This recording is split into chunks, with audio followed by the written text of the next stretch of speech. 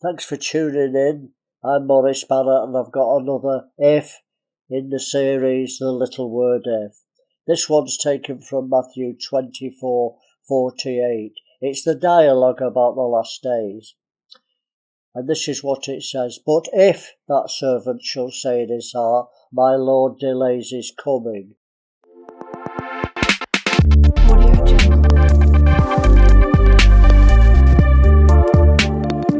It's another warning about the last days. We need to be ready, don't we? Jesus had just told his disciples about Noah and the flood and Sodom and Gomorrah, and as examples of sudden judgment when no one's expecting it.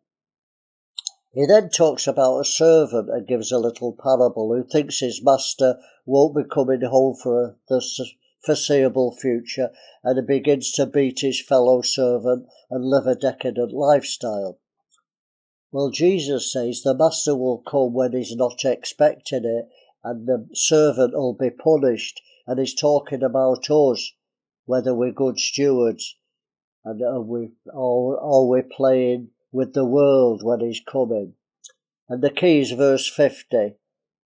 The Lord of that servant shall come in a day when he doesn't look for him, and in an hour that he's not aware of. Well, I don't know about you, but I'm amazed at the worldliness and lack of reverence in the modern church. There seems to be no reverence for the things of God. It seems as though they have no fear of God. Many churches are like entertainment centres and Christian discos. There's no reverence, no fear of God.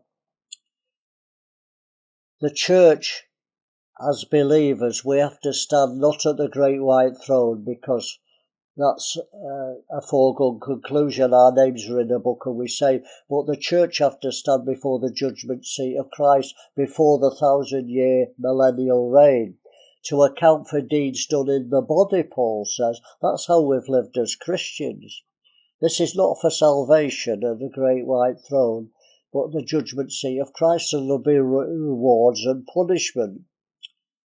The parable of the talents, etc., you wicked and slothful servant, or the opposite, enter the joy of the Lord. So let's live every day in the light that Jesus is coming at a time we don't expect to judge his church. I hope I've warned you. I hope I've prepared you.